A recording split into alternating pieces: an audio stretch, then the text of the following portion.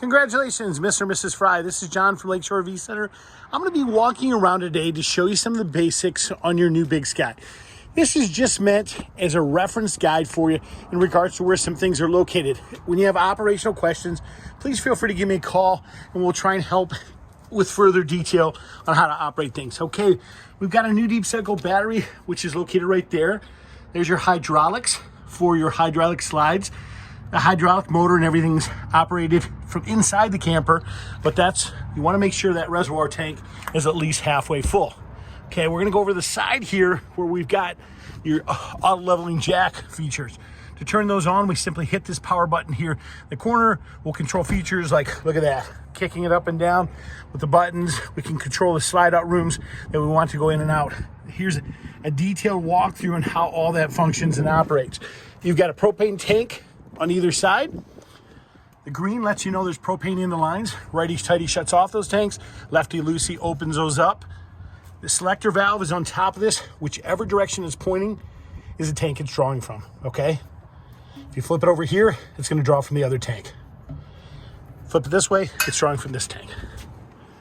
Okay, we do give you an electrical adapter that comes with the camper. Manual jack system there in case you ever need that. These are your low points, your hot and cold low points right here to open and close those. Battery disconnect to turn your battery on here. And that's of course for all of your lights and 12-volt functions. Cable connections right there. Hot, cold shower right there. Freeze guard is just where you winterize from when you want to winterize. Pretty self-explanatory. You put a line in a 1-gallon container and pump antifreeze through the system. Your city water connections where you hook up a garden hose. You come through that port right there and then hook it into that right there. Gray and black, that's just where you empty your tanks from. That's what's called a sewage tank flush right there. Hook up a garden hose to that. It's got a little jet in the tank and that wrenches the waste out. Of course, those valves are located underneath here for you. Furnace exhaust, do keep the little ones away from that as it can get hot. Hot water heater here. Really nothing we're going to have to do with that from here.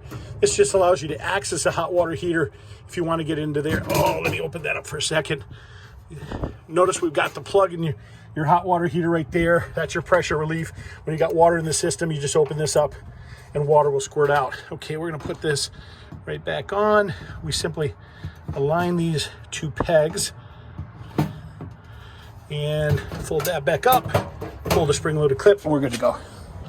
Okay, your 25-foot 50-amp power cord that does come with it just twist locks into this connection back here. Okay, you do have the electrical adapters to convert down from 50 to 30 and 30 to 15 amp. Let's walk around the outside. We're going inside the camper.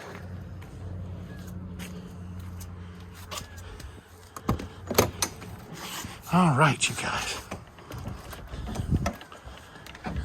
Central vacuum system here. To turn that on, simply flip that switch right there. Here's your keys for your RV. This is where we control and turn everything on from, for the most part, okay?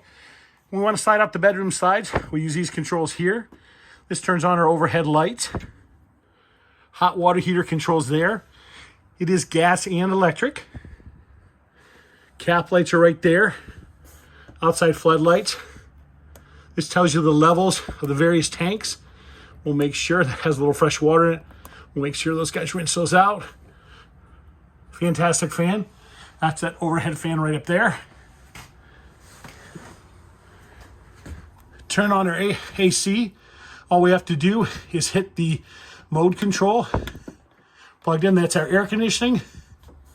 Adjust for desired temperature. Same thing for heat. There's our fan, our various zones. We shut that off by pushing that again. So real simple, guys. To turn that power back onto that, we just hit that button right there. Okay, your refrigerator. It is gas electric, real simple to operate here. What's nice about this refrigerator is you just turn it on with this control here. You set the mode, whether you want gas or electric, and then set the desired temperature. There we are. We got it on 9. Ooh, looks like they've had it plugged in a little bit. She's nice and cold. Okay, there's your stove. You're gonna have to fold back your covers. When you do, this is called a spark igniter. So what you do is you'll fold back these covers, get these out of your way.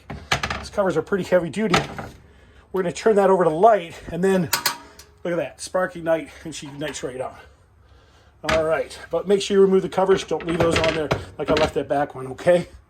Ground fault plugs, push these to reset if they pop out.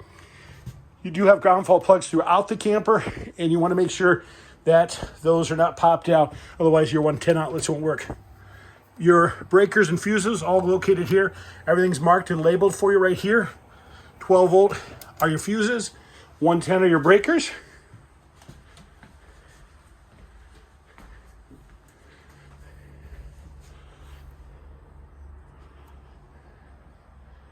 You guys, this is John from Lakeshore V Center. That is just some of the basics on your new camper. But if you do have additional questions, I want you to call me and ask. I'll be happy to help you in any way I can.